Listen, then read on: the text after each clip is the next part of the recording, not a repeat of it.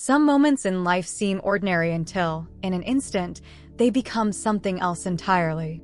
A shift, a crack in the foundation of what you thought was true, and suddenly, everything feels uncertain.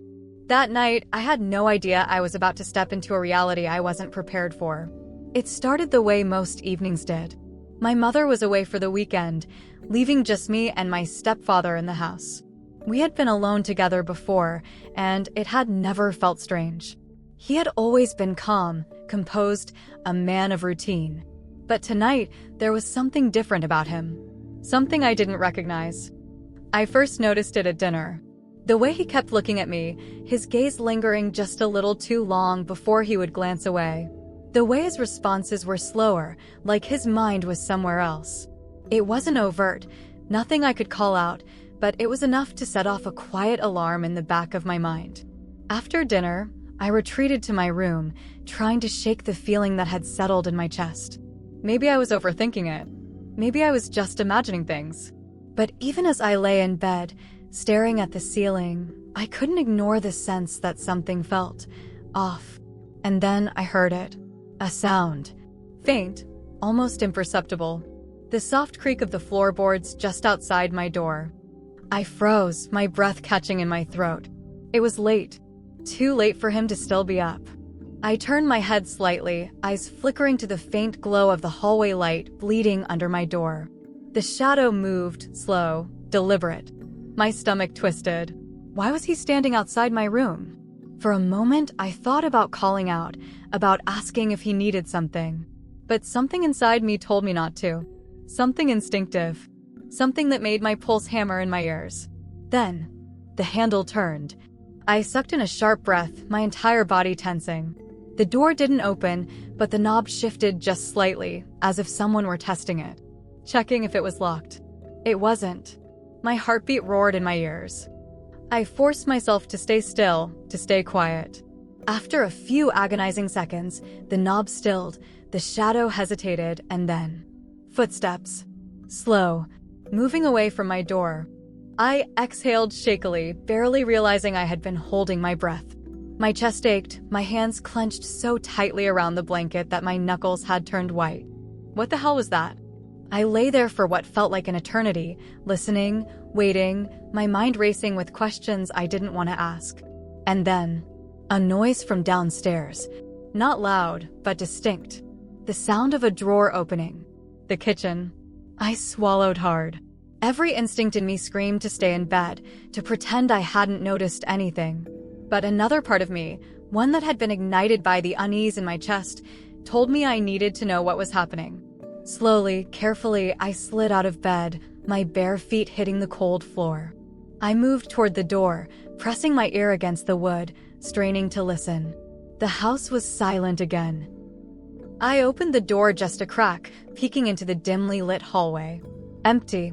The tension in my shoulders didn't ease as I stepped out, my breaths shallow, my movements cautious as I crept toward the stairs. When I reached the bottom, I paused, peering around the corner into the kitchen. And that's when I saw him. My stepfather. Standing at the counter, his back to me. The refrigerator door was open slightly, casting a faint glow across the room.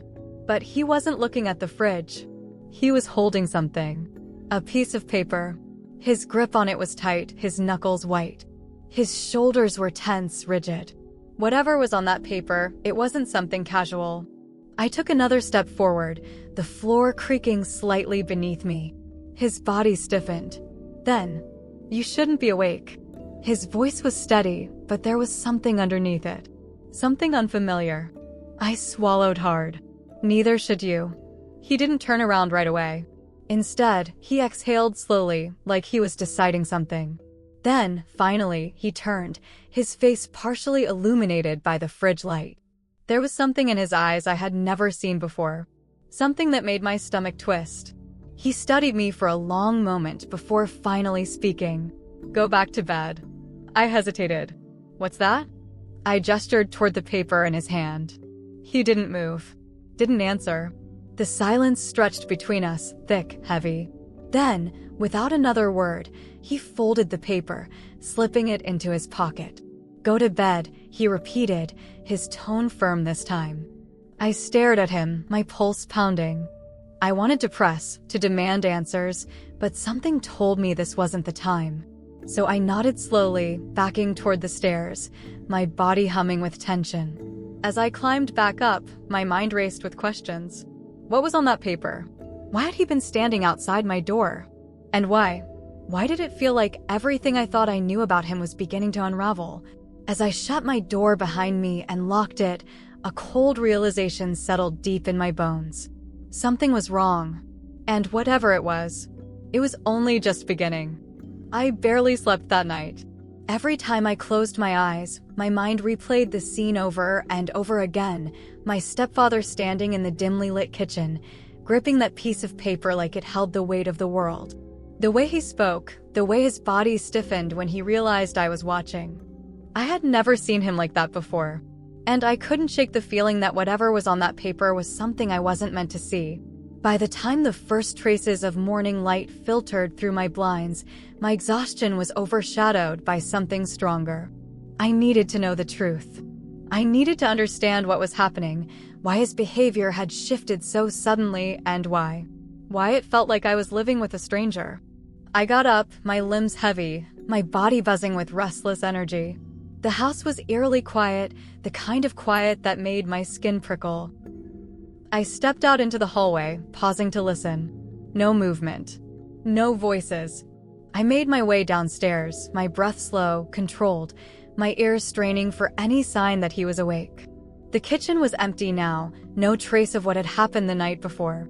But I knew he had that paper. I knew he had hidden it. I turned toward his office.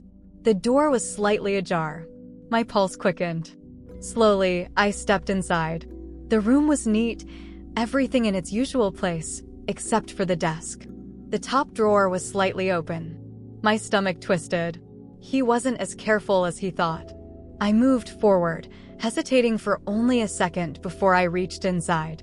My fingers brushed against paper folded, tucked away. I pulled it out, unfolding it carefully, my breath catching in my throat as my eyes scanned the words. And what I saw made my blood run cold. It wasn't just a piece of paper. It was a letter. And it wasn't from my mother. My hands trembled as I read the words. The handwriting was messy, rushed, but the message was clear. You can't run forever. You think you've erased everything, but we haven't forgotten. We will find you. A sharp chill crawled up my spine. My grip tightened on the paper, my heart beat a steady, frantic drum against my ribs. This wasn't a misunderstanding. This wasn't paranoia. My stepfather was hiding from someone, and they had found him.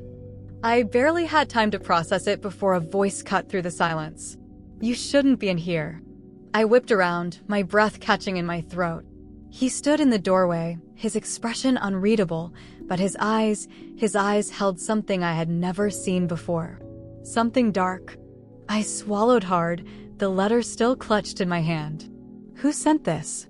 His jaw tightened. Give it to me. I hesitated. Are you in danger? That's not your concern. His voice was calm, but there was an edge to it, something sharp, something that made the hairs on my arms stand on end. I shook my head. You don't get to decide that. I lifted the letter. Who are these people? He exhaled, running a hand down his face. They're people from my past. I narrowed my eyes. What kind of past? A long silence. Then, the kind I tried to bury.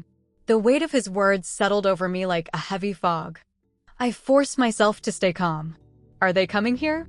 His lips pressed into a thin line. They won't stop looking. A sharp, panicked breath slipped from my lips. Does Mom know? He hesitated. No. I stared at him, my mind racing. Then we need to tell her. We need to do something.